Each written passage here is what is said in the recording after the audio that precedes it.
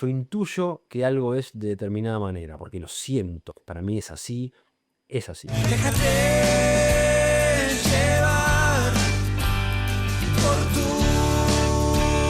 sueño. Hola, ¿cómo les va? Bienvenidos una vez más a mi canal. Hoy vamos a hablar acerca de la intuición o la razón. Te propongo un desafío. ¿Es intuitiva la cosa o es más racional la cosa? ¿Qué opinas vos? Déjamelo acá abajo en los comentarios, así podemos responderte incluso. Sabemos algo que es muy profundo, que hoy lo damos porque, sí, esto es así, pero es una sabiduría muy profunda, y es que la razón y la intuición poseen lugares diferentes en el cerebro. Esto te tiene que hacer ruido, esto tiene que quedar boyando en tu cabeza. ¿Cómo puede ser que la razón, que es algo abstracto, aparte hay que ver de qué hablamos cuando hablamos de razón, cómo puede ser que eso tenga una sede física en tu cuerpo, en mi cuerpo? Pues de eso se trata. Tanto una como otra poseen raíz física en el cuerpo. ¿Qué te quiero decir? Que ya podemos empezar a pensar qué tenemos que hacer con ambos polos de una misma dialéctica. Si hablamos de lo racional, o sea, de la razón, estamos hablando de un grupo de determinados procesos cerebrales y no otros, un grupo específico de procesos cerebrales, y tiene que ver con la capacidad cognitiva de sacar cuentas, recordar, la capacidad de comprender un tema nuevo, la capacidad de poder pensar mejor dicho, un tema nuevo, explorar, expandir. Tiene que ver con procesos matemáticos duros y estrictos. Y si hablamos de la intuición, esa otra forma de pensar, no solo existe una, sino que existe otra dentro de nosotros mismos, hablamos de esa capacidad de introspección, esa capacidad de conexión con otros planos. Sí, conexión con otros planos, aunque suene algo de ciencia ficción, existen partes de tu cuerpo que no son físicas, sino que son astrales, por ejemplo, entre otros. Entonces la intuición tiene esa capacidad de sentir más que la razón, por supuesto, mucho más que la razón, aunque sabemos que el corazón también piensa, pero eso quedará para otro video. Si hablamos de intuición, estamos hablando de ese grupo de habilidades, de cualidades, de características, y no de otro, de ese en particular. ¿Por qué lo separo bien? Porque estamos hablando de dos polos de una misma dialéctica, como dijimos hoy, y de dos partes que viven dentro de nosotros mismos, Entonces, ¿es válido decir uno u otro? ¿En qué contexto? ¿En qué circunstancia?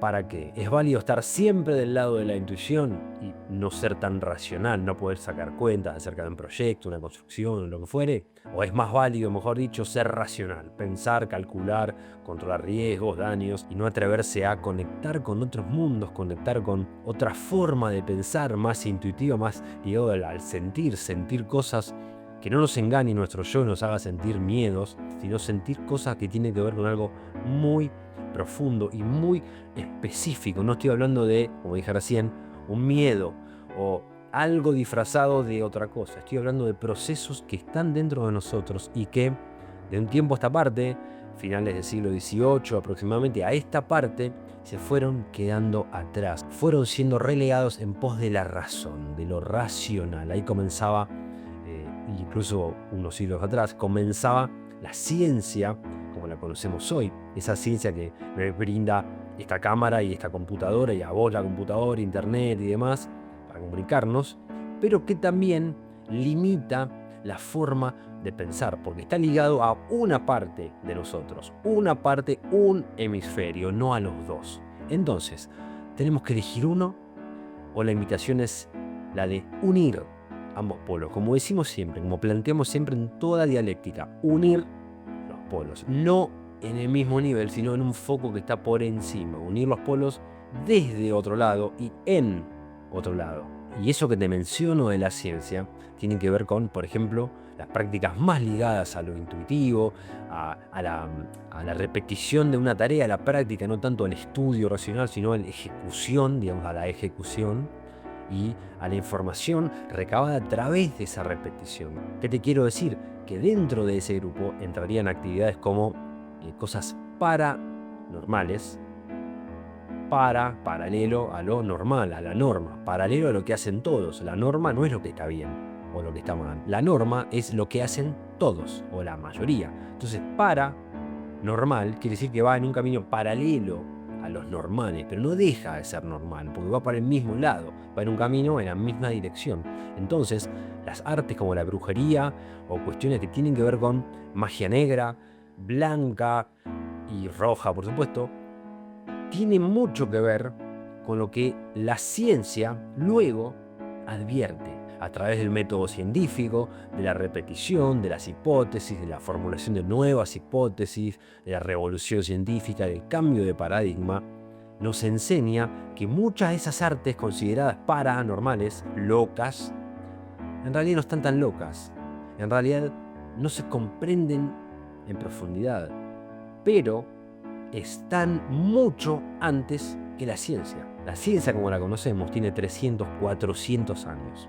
Imagínate en un marco temporal así, este es el periodo de ciencia y de acá hasta acá, los 12.000 años para atrás, es el periodo más ligado a lo intuitivo. Entonces, la práctica que hace un chamán, ¿es una tontería o es algo inmensamente profundo, no comprendido por la ciencia? Como la ciencia, bueno, hay muchas corrientes que sí empiezan a vincular.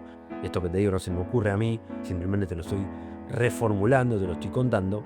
La ciencia se empieza a dar cuenta de esas cuestiones tan ocultas, porque simplemente son eso, cosas. El ocultismo son cosas ocultas en principio. Volviendo a eso de lo intuitivo o lo racional, pensemos que incluso a nivel familias, se da que hay familias que son muy racionales, todo cuentas, estudiar en la universidad, el padre estudió, el abuelo también, el hijo también, cuentas, cálculo de riesgo, o sea, es muy de hemisferio izquierdo, muy racional.